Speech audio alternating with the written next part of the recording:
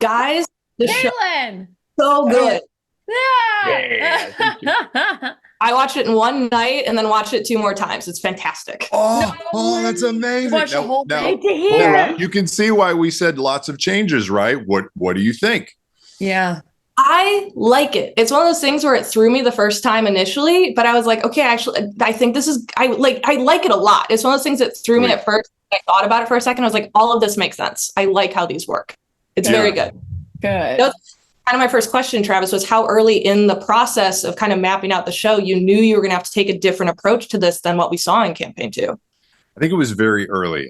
It wasn't just things like Ashley's character Yasha in the campaign coming in, coming out, coming in, coming out, trying to rationalize what that would mean. Like, does Yasha just run away a bunch? And we were like, okay, let's rethink that. Let's have her from more of a place from her backstory be approaching the Mighty Nein. And then it was like, okay, well, then let's also think about these other things that showed up later in the campaign in terms of episode count. But if we introduce them early, we get a chance to spend more time with them. So we're not learning who they are, acting like they're really important for some reason, and then maybe having to rely on flashbacks. So you get to sit with Essek, figure out what he's been going through, what's driving him. Why has Matt been telling you for so long that he's not a great person or he's not exactly what he looks like? Figure out who Trent and the Volstrucker are. How does that apply to Caleb? Learn all these different characters from their session 0 perspectives. And when we gave ourselves the, I would say, license and freedom to explore that, those blue sky sessions were so much fun because it's taking things that a massive portion of our audience are very familiar with and thinking about it in a new way so it can be fresh, interesting, and keep them surprised as well, which is what we think is important as audience members, especially when you deal with IP that people know so well. Totally. I loved it because I felt we understood the world better than we initially did in campaign 2, which was very cool. So Trent Ikithon is horrifying in a way I did not anticipate being. Bad. He's real bad. Yeah, Mark Strong was a voice that in our ear when we learned he was fluent in German as well. We were like, there's no way. He's one of those people who were like, there's no way he'll say yes to this project. He did, was incredible. And I think in the very first half hour of the session, Sam and I just kind of leaned back and we're like, he's diabolical. Just absolutely in the most comfortable, fatherly, just most manipulative sense you could ever think of, and really getting to paint a larger picture with him where you get to see how he would manipulate those that were relying on him for guidance or for approval or any of those things is just it's a delightful thing to do from a production perspective. Yeah, you said comfortable, which is maybe the perfect word, because I was thinking like subtle. It's like it's very understated and in just very little tiny details that are inserted both in Mark's performance and in the animation that make you go like, oh, that's icky. Oh, I don't like that, but it's not over the top. He makes you uncomfortable. Yes. Yeah. Yes. Totally. Marisha, I love that we get to see Bo immediately as this very competent investigator, but she also has these stakes I feel like we didn't experience necessarily during the campaign. Why was that such an important aspect of the character in the Mighty Nein series versus the campaign where it wasn't necessarily as high stakes immediately? Yeah, I think when you're dealing with a truncated timeline, in a tabletop campaign, you've got hours over years.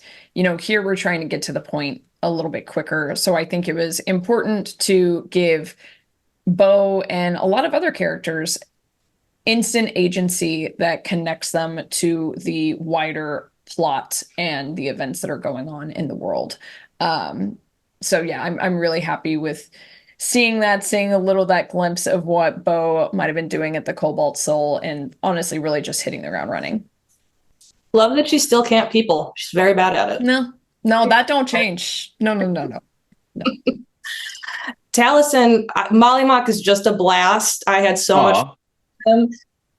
Knowing kind of how his story plays out throughout campaign 2, was there a little bit of a different approach you wanted to take with him in Mighty Nein and kind of maybe even have him a little bit more curious about aspects of his past that he wasn't curious about the first time? Well, I mean, obviously, when you're sitting at the table, you think, I'm going to have all the time in the world to get to this. So you might as well take your time. It's really nice. It's actually, it was really freeing to have we have a season. get to it because you want to lay the seeds of what's to come, and you want to make sure that people get a sense of danger that we will see further down the line. And so, God, I wouldn't even call it curiosity. I would almost call it that it's decided to rear its ugly head far sooner, which I appreciate. It's so much fun to really turn the heat up on that poor boy immediately. I love it. And then Travis, one of the things I thought was very interesting with how you tell Ford's story here is there's an element of his past that we didn't learn until much later in the campaign, and kind of how he pays homage to his old captain. Why did you want that so soon here and kind of have that? Because it's a different experience for us seeing Ford's story because we have that knowledge than what we had in the campaign. Yeah, I think it just gives the audience a chance for more of a buy-in. Right. They have the ability to see what it meant to Ford, also form their own opinions of who Ford was then, what kind of circumstances was he in, instead of just sort of hearing it secondhand or using a flashback while the story's been going on, and to go, oh yeah, also this stuff happened to me way back when. Right. It feels a little after the fact. So we really took advantage of that fresh start where you could see all these people from, where they're coming from at a particular point in time. Certainly not all of the secrets are revealed, but I think it's always nice just to have a good underlayer of who they were, where they're coming from, and maybe what they're trying to achieve or who they might be trying to impress in their past. And then one of my favorite things about this, I think I said earlier, is we get to experience a larger perspective on the world than we had before. And we get kind of these new understandings of the characters. Was there something that stood out to each of you where maybe it was an element we didn't get to explore in the campaign, or something we didn't get to dig in as deeply as you would have wanted to with the campaign that you got to really get into with Mighty Nein? I mean, so I think some of the most obvious candidates would be early introductions into Trent Ikithon, the Cerberus Assembly, the Volstrucker, the other folks that were with Caleb back in the day. And then just a beautiful look into the Kryn dynasty. It was one of the most fun parts of the design process to jump into Xhorhas and Rosohna and all these places and really just make a clear difference between the empire and the dynasty. I think those are things that, as fantasy fans, that I'd love to explore. Just imaginative worlds. It's just nom nom nom manna from heaven, and we think people are going to really love it. Taliesin, did you have one that maybe stood out for you? Boy, I don't know. Travis just did a real nice roundabout. Nothing I can think of that didn't just get hit, other than it was nice to flesh out the carnival for what might have been longer in the animated series than it was around in the actual game. I think so. Yeah. I think it's the only thing where we got more of it immediately. That was nice. I really love getting to see Caleb more, not getting him telling us the story, but seeing his story was really traumatic.